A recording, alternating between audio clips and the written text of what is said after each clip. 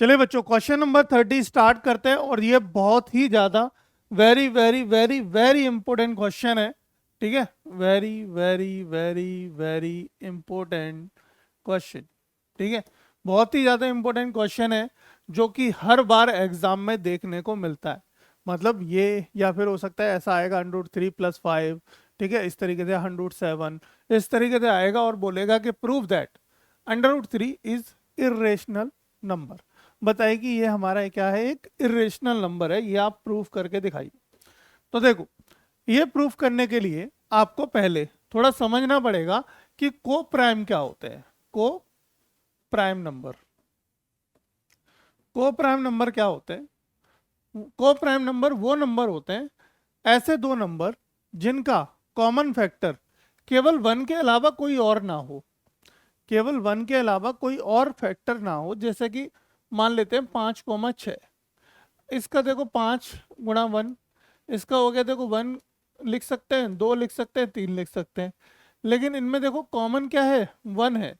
Common क्या है हमारा, 1 है, और कोई भी नहीं है। तो ये दोनों नंबर हमारे क्या हो गए, हमारे को प्राइम हो गए। ये क्या हो गए हमारे 5,6 को प्राइम हो गए, है ना।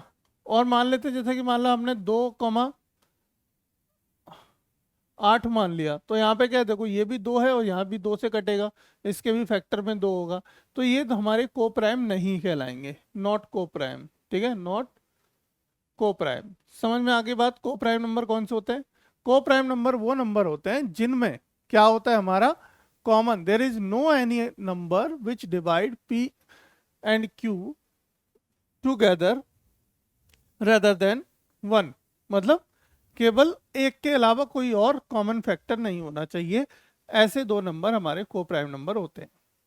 ठीक है, तो इसका सॉल्यूशन देखो, कुछ स्टेप है जो याद कर लो बिल्कुल समझ के। देखो, करने का तरीका क्या है, हमें बताना है कि ये √3 क्या है, एक इरेशनल नंबर है। √3 इज इरेशनल नंबर।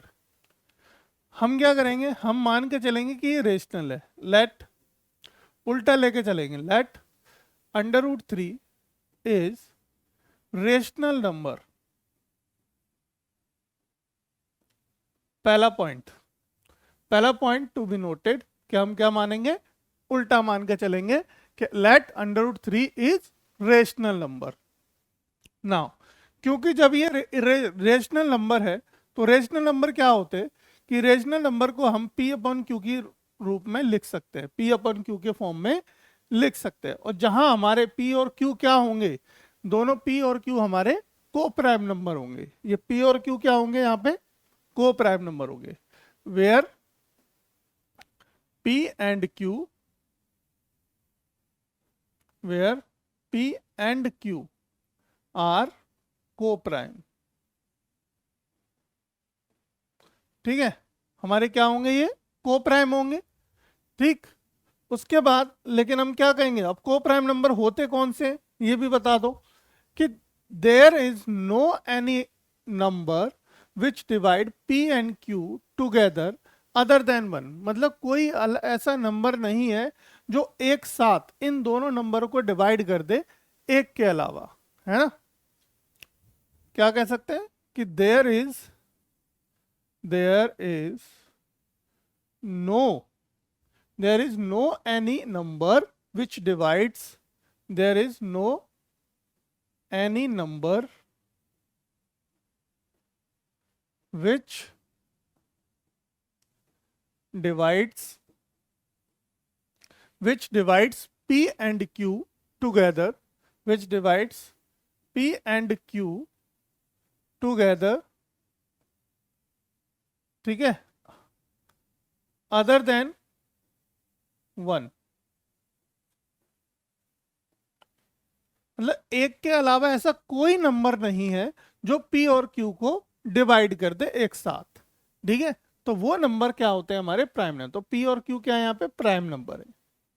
ठीक है, चलो अब आगे बात करते हैं, आगे बात करते हैं। देखो, स्क्वायर बोथ साइड, अब क्या कर दो यहाँ पे, इसमें स्क्वायर बोथ साइड कर दो, स्क्वायर बोथ साइड में दोनों साइड स्क्वायर कर दो।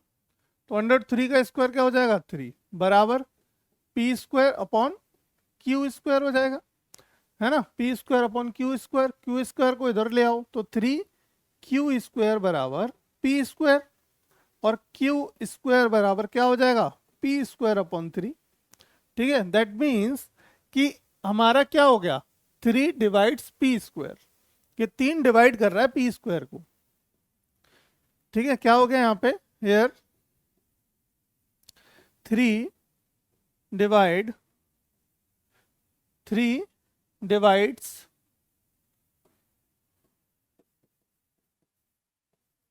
P square. ठीक है, देयरफॉर 3 डिवाइड्स पी ऑल्सो, है ना। मतलब 3 हमारा क्या है, देखो पी स्क्वायर को डिवाइड कर रहा है तो 3 हमारा किसको पी को भी डिवाइड करेगा, है ना। जब पी स्क्वायर को डिवाइड कर रहा है तो पी को भी डिवाइड कर देगा। ठीक है, तो ये यहाँ पे जो है इंपॉर्टेंट पॉइंट है, याद रखना ये हमारा इंपॉर्टेंट पॉइंट है, स्टार बना लो इसको। ठीक है, 3 डिवाइड्स पी ऑल्सो। अब मान लेते हैं एक बार let P is equal to 3t, let मान लो बेटा let p is equal to 3t, 3t मान लो p का वैल्यू, है ना। और इसको रख दो यहाँ पे, इसको रख दो आप यहाँ p वाला p स्क्वायर में रख दो, है ना। p की जगह यहाँ पे वैल्यू रख दो इसको। जब p की जगह रखोगे तो क्या हो जाएगा, देखो 3q स्क्वायर बराबर यहाँ रख दो, इस इक्वेशन नंबर 1 मान लो इसको, चलो ठीक है, इसको लिख देते हैं इक्वेशन नंबर 1। अब इक्वेशन नंबर 1 में आप इस p की वैल्यू पुट कर दो, क्या कर दो पुट कर दो, तो 3q स्क्वायर बराबर क्या हो जाएगा 3t का होल स्क्वायर, और 3q स्क्वायर बराबर कितना हो जाएगा 9t स्क्वायर, और 3 देखो एक 3 से 9 कितनी टाइम कट जाएगा 3 टाइम कट जाएगा।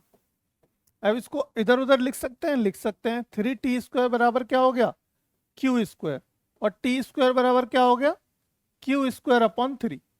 तो देखो चूंकि यहाँ पे 3 डिवाइड्स q स्क्वायर, ठीक है, देयरफॉर 3 डिवाइड्स q ऑल्सो, मतलब हमारा क्या है कि 3 यहाँ पे q स्क्वायर को डिवाइड कर रहा है तो हमारा q को भी डिवाइड करेगा, है ना। तो ये हमारा आ गया दूसरा इंपॉर्टेंट पॉइंट, पहला इंपॉर्टेंट पॉइंट, दूसरा इंपॉर्टेंट पॉइंट, और एक आपका ये इंपॉर्टेंट पॉइंट है यहाँ पे, ये इसको कंसीडर करके मानेंगे। ठीक है, ये हमारे 3 इंपॉर्टेंट पॉइंट है जहां पर आपको ध्यान रखनी है। ठीक है, तो इससे क्या दिखा आपको, देखो 3 डिवाइड कर रहा है p को भी, 3 डिवाइड कर रहा है हमारा q को भी। जब 3 डिवाइड कर रहा है p को और 3 डिवाइड कर रहा है q को, जो कि क्या है गलत है, यानी कि कोप्राइम ऐसा नहीं होता है। कोप्राइम में ऐसा नहीं हो सकता कि हमारा एक के अलावा कोई और नंबर डिवाइड कर दे। ठीक है, एक के अलावा कोई और नंबर डिवाइड कर दे तो क्या हुआ, देयर इज ए कंट्रैक्टिक्शन, इसको बोलते हैं कंट्रैक्टिक्शन। इसका मतलब कोई ना कोई गलती है, कंट्रैक्टिक्शन होता है, कंट्रैक्टिक्शन।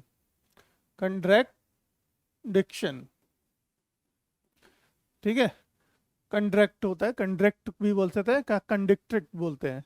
तो देयर इज ए कंट्रैक्टिक्शन। ठीक है, तो क्या हो गया यहाँ पे, मतलब कि कोई गलती है। देयरफॉर जो हम लेके चले थे वो हमारी बात क्या हो गई, गलत प्रूफ हो गई। Therefore √3 is irrational number.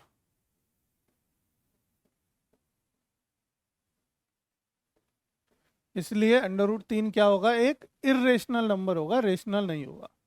ठीक है, ये ही है बस सॉल्यूशन, यही सॉल्यूशन है, इसको याद कर लो, समझ लो।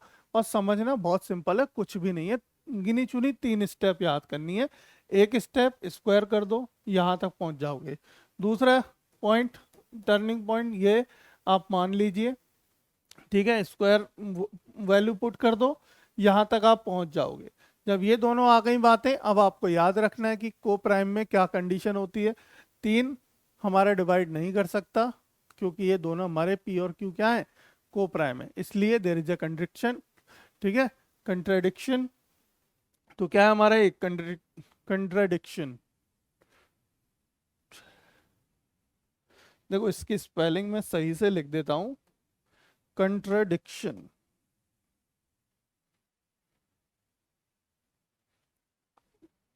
कंट्राडिक्शन,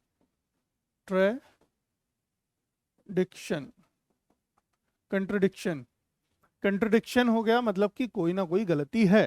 दैट मीन्स तो गलती है, इसका मतलब हम जो लेके चले √3 इज अ रेशनल नंबर, ये गलत है। तो गलत सही क्या है कि √3 हमारा क्या होगा, एक इरेशनल नंबर होगा। तो राइट आंसर क्या होगा, इरेशनल नंबर। क्लियर हुआ क्वेश्चन।